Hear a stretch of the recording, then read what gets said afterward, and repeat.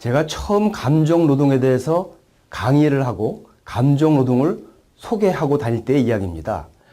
감정노동이라고 하니까 아니 도대체 감정노동이 뭐예요? 라고 물어보는 사람이 대다수였고요.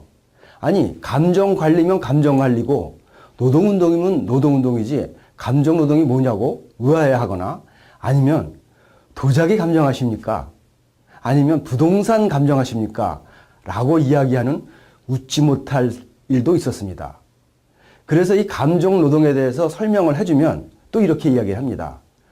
아, 나는 사무실에서 일하는 화이트 칼라고 그런 감정노동자하고는 관계가 없는 것 같습니다. 라고 이야기하는 사람도 꽤 많이 있었습니다. 지금도 많은 분들이 나는 노동자가 아니다. 라고 이야기하는 분들이 있습니다. 여러분, 이 감정노동은 여러분들하고 과연 관계가 없는 것일까요? 한번 알아보겠습니다.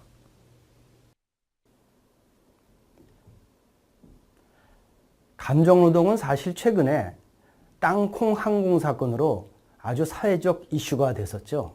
땅콩을 껍질채, 포장지채 가져왔다 그래서 기내에서 아주 커다란 소란이 일어나고 급기야는 미국에서 항공기를 회항시킨 그런 사건이었고 각종 언론이 이 사건을 감정노동 사건으로 기사화한 바가 있습니다. 그러나 이 사건보다 더 중요한 사건이 있습니다. 바로 몇 년 전에 일어난 라면 상무 사건이죠. 미국 가는 비행기 기내에서 미국 거의 다 도착을 해서 라면을 끓여오라고 요구를 했는데 라면이 맛이 없다고 그 라면을 3번 바꿉니다. 3번째 라면마저 맛이 없다고 잡지를 들어 여승무원의 얼굴을 때리게 되죠. 급기야는 기장이 미국 경찰에 고발을 하고 그 고객은 미국에 내리지도 못하고 한국에 돌아오게 됩니다. 그리고 그때 모든 언론들이 이 사건을 하늘 위에 감정노동 사건으로 대서특필하게 되면서 이 사회에서 감정노동이라는 단어가 아주 넓게 알려지게 되었습니다. 즉 감정노동이라는 것은 자기 일과 직업 때문에 분노와 비참함을 참고 웃음과 미소를 띠면서 해야 되는 노동, 즉 감정으로 하는 노동이라고 정의 내릴 수가 있습니다. 이 감정노동은 가만히 살펴보면 3가지 본질이 있습니다. 우리 주변에 굉장히 많은 감정노동자를 볼 수 있는데 사실은 이 감정노동자 그럼 우리는 대부분 마트나 콜센터나 백화점에 근무하시는 분들이 대표적인 감정노동자로 분류됩니다. 그러나 이 감정노동은 직종과 직업을 가리지 않습니다. 방금 사례에서 나온 항공사의 승무원도 감정노동자일 뿐만이 아니라 식당 주인서부터 또 여러분들이 찾아가는 은행원들, 또 전자회사의 AS센터, 각 자동차 회사의 서비스센터 등등 업종을 가리지 않고 감정노동자라고 볼 수 있습니다. 즉 순수한 제조업을 제외한 대부분의 직종이 서비스업이고 또한 갑과 을의 관계에 있기 때문에 전부 다 감정노동자라고 볼 수가 있습니다. 모두 다 감정으로 하는 노동을 하고 있는 것이죠. 즉 이 문제는 타인의 문제가 아니고 바로 여러분들 자신의 문제이며 또 여러분들 가족의 문제이며 내 남편, 내 부인의 문제라는 인식에서 출발해야 된다는 것입니다. 두 번째, 이 감정노동의 본질은 고객만족 평가 시스템 하에 있다는 것입니다. 왜 그 여승무원이나 또 많은 서비스 센터에서 고객에게 꼼짝 못하고 웃음과 미소로서 감정으로 노동을 하고 있는 것일까요? 여러분들 서비스 센터에 가보시면은 이제 더 이상 스마트폰을 잘 고치고 전자제품을 잘 고치는 것만으로 끝나지 않습니다. 매장까지 뛰어나와서 수리기사는 이렇게 얘기합니다.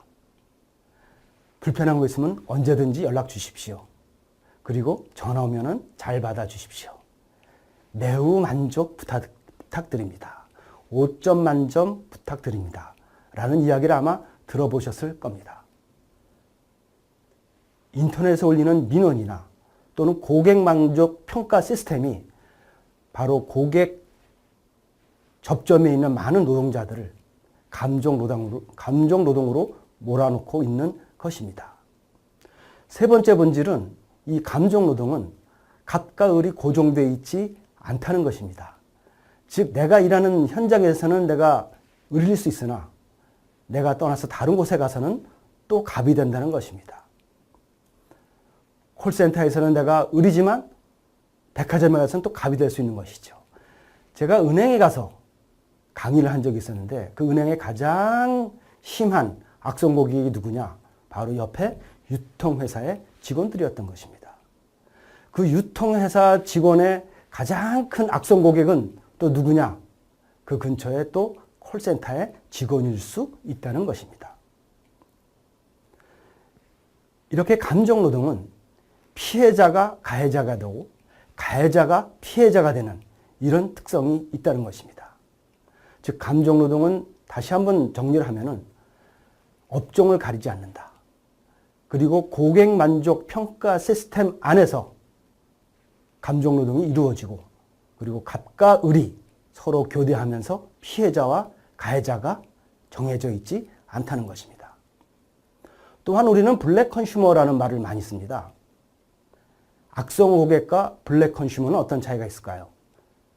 사실 이 블랙 컨슈머라는 단어는 우리나라의 시사 경제 용어 사전에 보면 경제적인 것을 목적으로 해서 무리한 요구를 하는 고객을 블랙 컨슈머라고 나와 있습니다.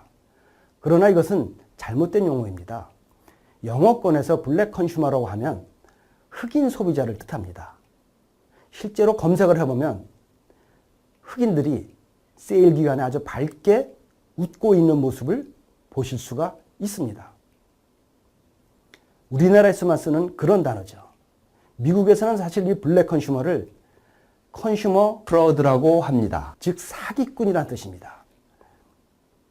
미국에서 이런 블랙 컨슈머가 나타나면은 바로 고발을 하고 법적인 조치를 취하게 되죠. 우리나라에서는 이 블랙 컨슈머마저도 고객 만족 평가 시스템 때문에 웃음과 미소로서 감정으로 하는 노동을 하게 되는 것이 굉장히 어려운 점입니다. 사실 이 감정 노동이라는 단어는 우리나라에서 나온 단어가 아니고 미국의 혹실드라는 학자가 30여 년 전에 만든 단어입니다. 이모셔널 레이버, 즉 감정 노동이라는 책에서 이런 단어를 처음으로 썼고 또 이러한 관점을 처음으로 이 사회에 밝힌 바가 있죠. 혹실드는 이 책에서 감정 노동을 자기의 직업 때문에 감정을 어느 정도 관리해야 하는 일이라고 정의한 바가 있습니다. 그러나 지금 대한민국의 상황으로 봤을 적에는 조금은 학술적인 정의가 아닌가 싶고요. 오히려 일루즈라는 학자가 얘기한 감정 자본주의, 즉 나의 감정마저도 자본의 한 수단이 되어버린 그런 시대가 되었다는 게 지금 오히려 적절할 것 같습니다.